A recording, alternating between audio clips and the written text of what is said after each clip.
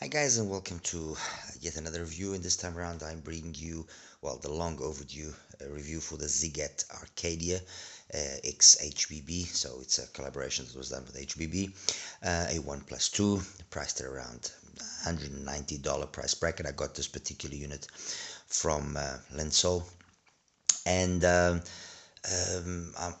genuinely gonna try not to make this too long. One, so that I don't bore the hell out of you guys, and secondly, because it's in reality quite an easy review to make. Anyway, ZIIGAAT is a brand that over the last year or so that it's been around has cemented itself as a solid brand with many solid products. They started out with the Doscinco and the Cinco Tres, and then we had the Estrella, we had the Arete, and then a couple of cheaper models as well. Anyway, the essence of this review is focusing here on the Arcadia, and obviously, I'm not going to say that it doesn't sound good, because it does sound good. The tuning that was pretended was well achieved, but when I started then comparing it with a few other of ZIIGAAT's products and a few other products from, in this particular case, two that I've got there from CKLVX, my audio, I kind of stumbled upon something which I was already suspecting, but I got the confirmation. Anyway, let me break this down. Arcadia 1 plus 2, we have here the Doscinco, which is a 1 plus 3, we have here the Estrella, which is a collaboration with J Audio, that's a 1 plus 4, and then on the top there I've got on the right hand side the CKLVX, the SL40 on the Mark II version, excuse me, the Mark II version, and then I've got here as well the CKLVX, the CK2V, which is their latest IM, or one of two of their latest IMs, and that's a tribrid. So all of them are hybrids, with the exception of the CK2V, which is a tribrid, which uses as well two microplaners, or has two microplaners, helping out in the higher end. The call to fame here on the Arcadia is the bass. And yes, if you look at it, or if you listen to it, that's the first thing that immediately comes to or jumps to your attention, is the bass, which is a very well executed bass. But as I said, once I listened to the Doscinco and to the Estrella, because I thought they too made sense, and the reason why they made sense was because the bass style was very equal, or exactly basically the same to the Arcadia. And what I mean by this, it's got a tucked bass as opposed to a gliding style of bass. I came to the conclusion that they all share a common DNA. And if I have to be totally fair, I will probably say that the one that originated this particular style of tuning here within these three was the Doscinco, as this was the first one to come out.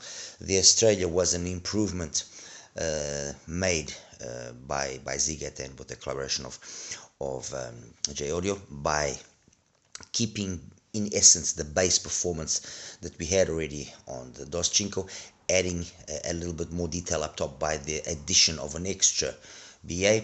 And then the Arcadia has gone the opposite way, so trying to follow more the HBB sound style, which is a sound style which bass and mids are of utmost importance. He is not an individual that particularly fancies the upper registers being prominent, or being, let's say, the star of the show.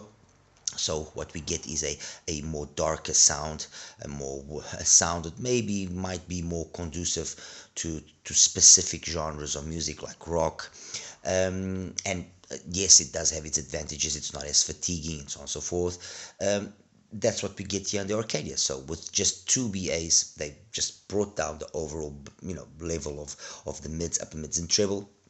And what we end up getting here is three IMs that have the same sort of bass, and I can guarantee you, at least with these particular units that I have here, the bass is exactly the same in each one of them.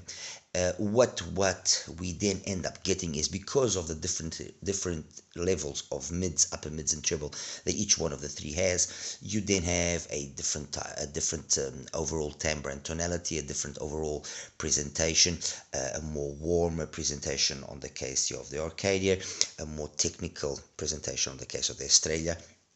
And yes, the essence or the timbre or the tonality or the overall, let's say, bass engagement is slightly different. There's no winner, to be honest. There's no loser either.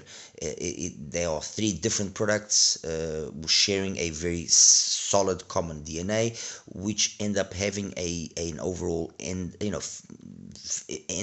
tuning which is slightly different but noticeable, and it will probably please more one specific crowd of person or another specific crowd of people. If you ask me, oh, but across Tony, which one do you think is the overall more balanced one out of the three? I will probably say the Doscinco.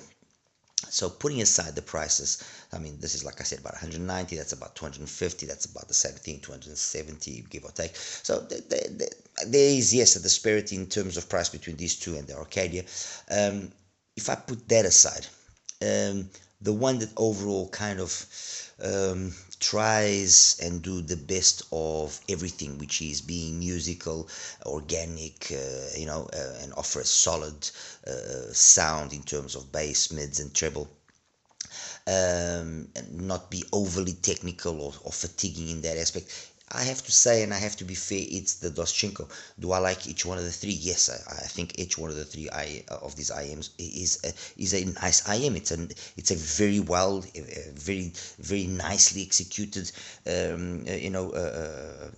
do their job properly. That's the reality. But yes, you do notice differences. For example, if I take, let me see, Carol Duboc from Elephant by Carol Duboc. There is a noticeable difference when you listen to that song in each one of these three IMs. Now, which will be the execution that's the most satisfying? Personally, again, I will pen towards more the Doscinco and the Australia, maybe because of the fact that, yes, I do have I don't have the hearing that I used to have when I was younger, but also because those two, by the nature of the way that the mids, upper mids, and treble were tuned, are able to give just a little bit more of, for me at least, realism when it comes to the cymbals and that sort of, that part of the spectrum, as well as making her voice sound maybe just that extra more realistic, more present. So and this is me really, not in any way trying to degrade any one of these IMs or elevate any one of these IMs. I'm trying to be as neutral and as fair as possible. Each one of them plays that song very nicely. Each one of them will then obviously come across as maybe being more realistic or less realistic to to whoever listens to it. If I take In a Sentimental Mood by Cecil Norby, in that particular song, I would say that maybe the Australia is the one that does it the most realistic manner for my ears. Once again, Riviera by Bob Zop, I would say all three actually end up, although there is a difference in terms of overall atmosphere, all three do it quite nicely. So I can't really say, oh, this one is the better one, this one is the worst one. If I go to a different style completely, if I go, let's see here, no, not this one, Down with the Sickness by Disturbed.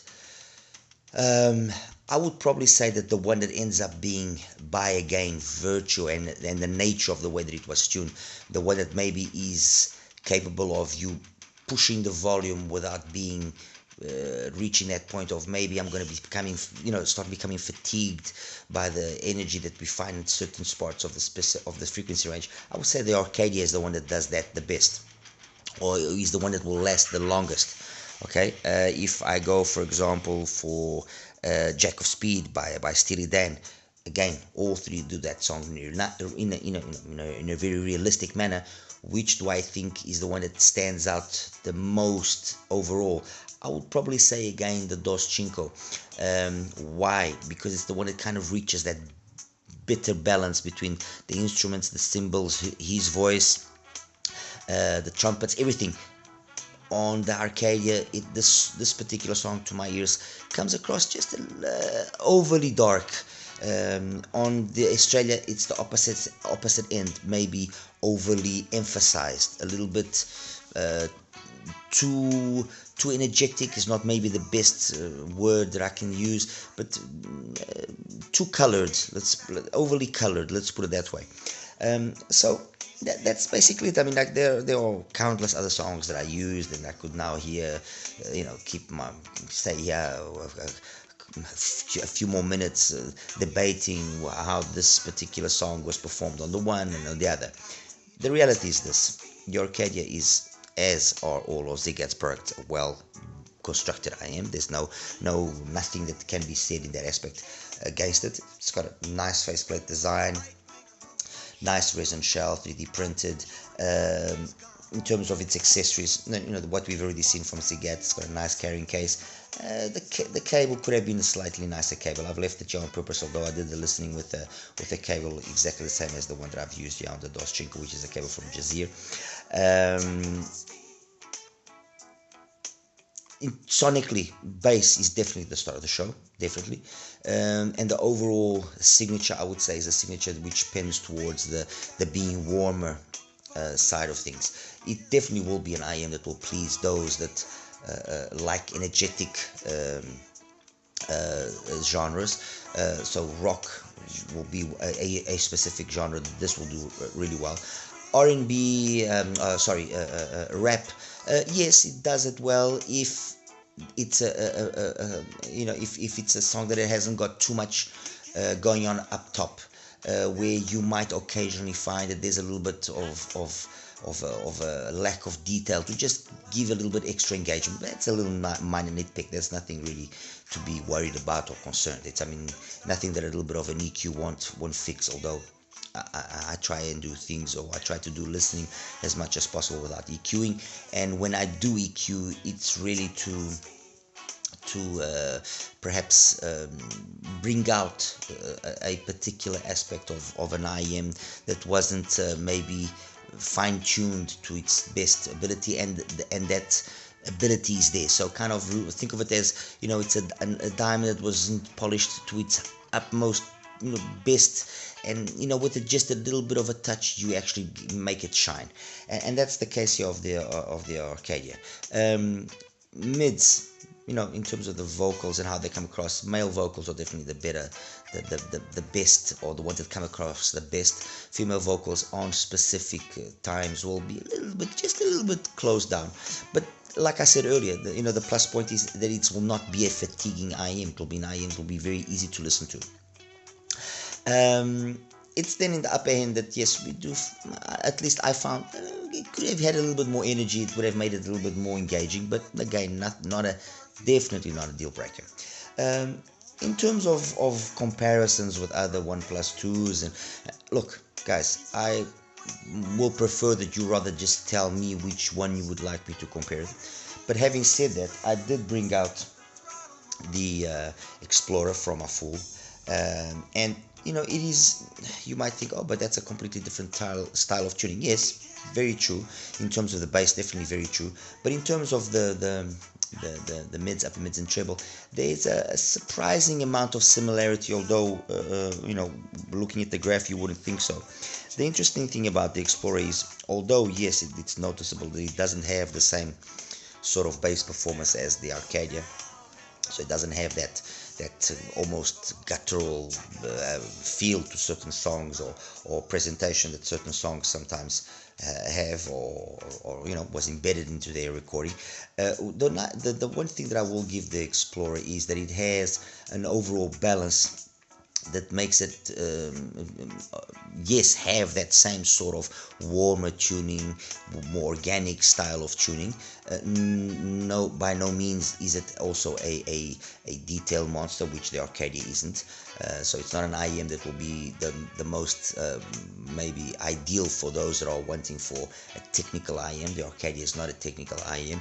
I mean, timbre and tonality definitely is a plus that it has. Timbre and tonality are correct for the most part. I didn't really find anything wrong there. Maybe an occasional guitar string, there could have been a little bit more realism to it, but I mean, that's a nitpick.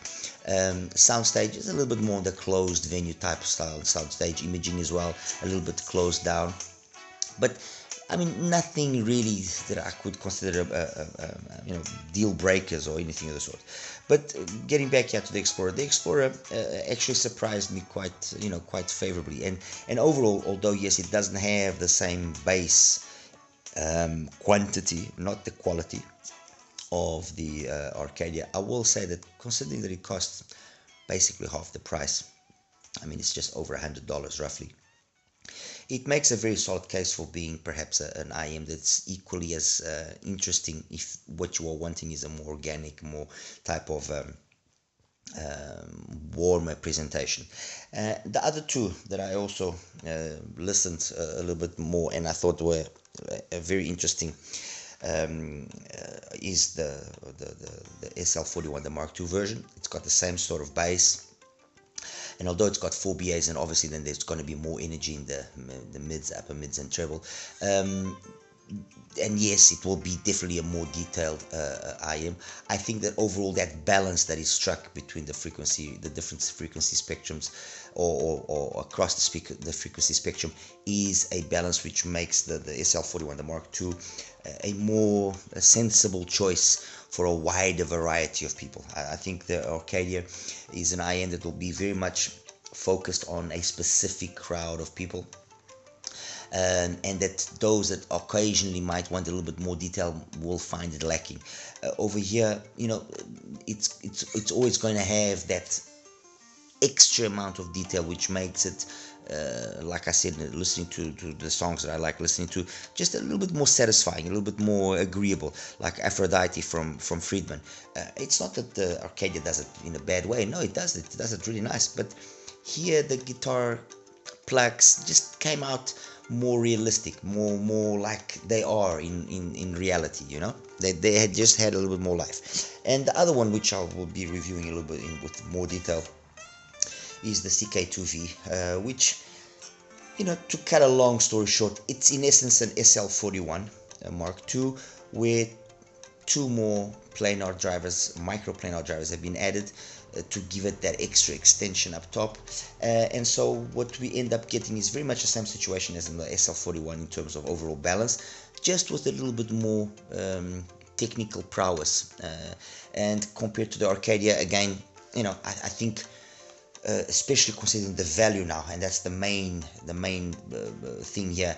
The Arcadia, I mean, for a OnePlus 2, $180 plus or minus. It's not cheap. It's not expensive. It's in that limbo sort of price, because for the same sort of value you can get, like I said, the CKLVX, the 2V, the Tribrid, and for a little bit less you can get the likes of the SL41, the Mark II, and there are countless other IMs. I mean, the Tanstrom, the Cara, also cheaper. You have other options from other brands, but like I said, I prefer that you guys tell me, listen, Tony, Akros, can you give us a quick rundown of what you think of the Arcadia versus this IM or versus that IM? And if I have it, I'll gladly, obviously, confer and abide to that request. And that's it, guys. There's really not much more that I can say.